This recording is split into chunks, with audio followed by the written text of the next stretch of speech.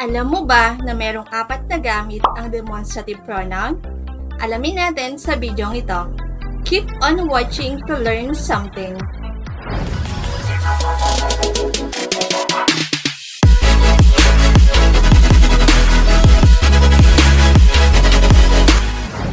Hello Blissful! This is your teacher Sheshe and welcome back to my channel. Today's video is all about the 4 uses of demonstrative pronoun. Are you ready? Come on, let's start! This, these, that, and those. These are the demonstrative pronoun. Ano nga ba ang demonstrative pronoun? Demonstrative pronoun are words that point to someone or something. Ibig sabihin, ito ay mga salitang tumutukoy. From the word itself, demonstrative, ang root word nito ay demonstrate. Ang ibig sabihin ay meron kang tinutukoy o tinuturo. Pwede itong mag-function as determiners kapag tayo ay mayroong itinuturo at pronoun naman kapalit sa ating subject na noun. Now, Blissful, simulan natin ang 4 na gamit ng demonstrative pronoun. First, this is used in distance.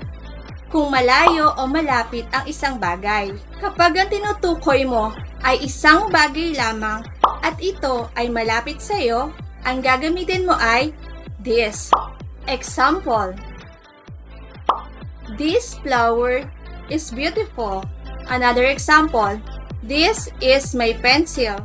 Now, kapag naman ang bagay na tinutukoy mo ay madami at ito ay malapit lamang sa iyo, ang gagamitin mo ay these. T-H-E-S-E. Example, these flowers are beautiful.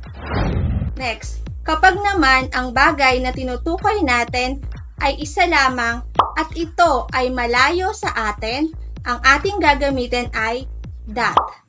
Example, itong bulaklak ay malayo sa akin at iisa lamang. Pwedeng nakapatong ito sa table or nasa flower vase or pwede ring nasa garden. Ang gagamitin natin ay that. That flower is beautiful. Another example, that is my pencil.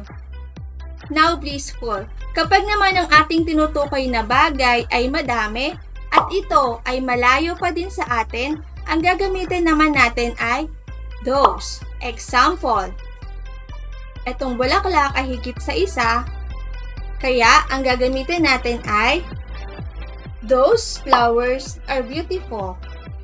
Another example, those are my pencils.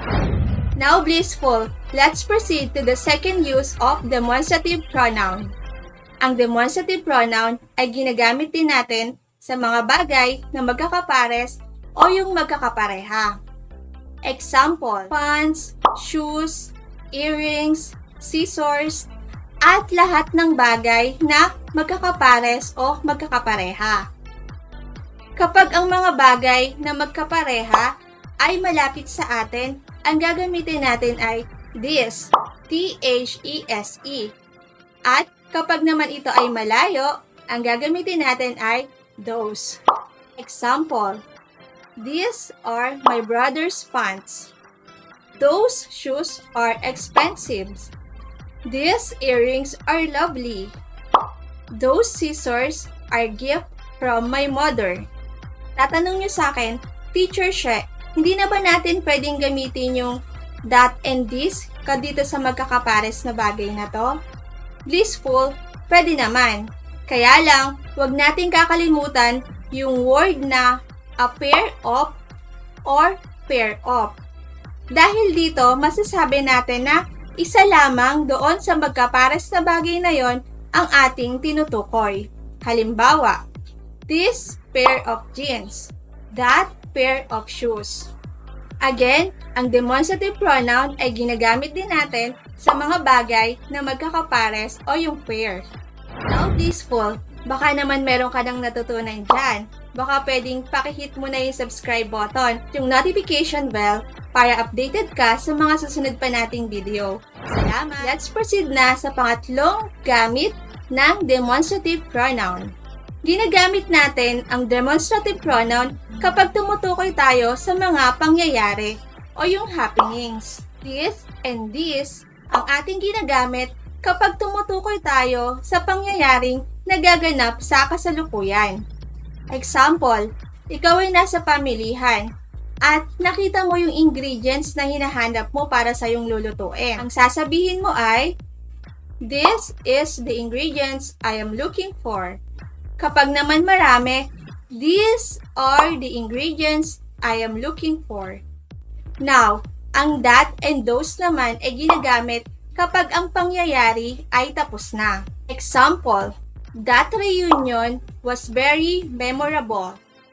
Another example, those gatherings makes the families closer to each other. Peaceful. Let's proceed to the fourth use of demonstrative pronoun.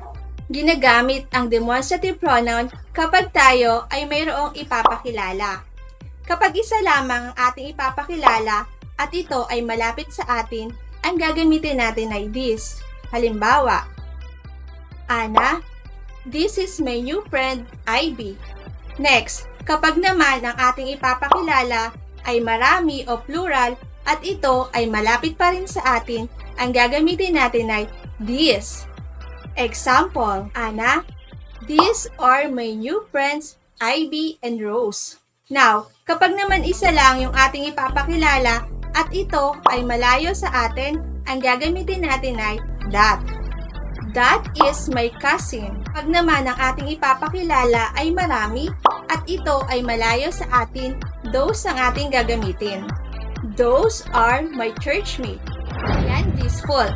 Alam niyo na kung ano ang apat na gamit ng demonstrative pronoun.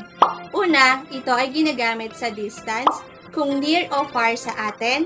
Pangalawa, sa pair, sa mga bagay na magkakapares. Pangatlo, sa happenings. Pang-apat, sa introduction. Now, blissful. Let us try what have you learned. Let's try this.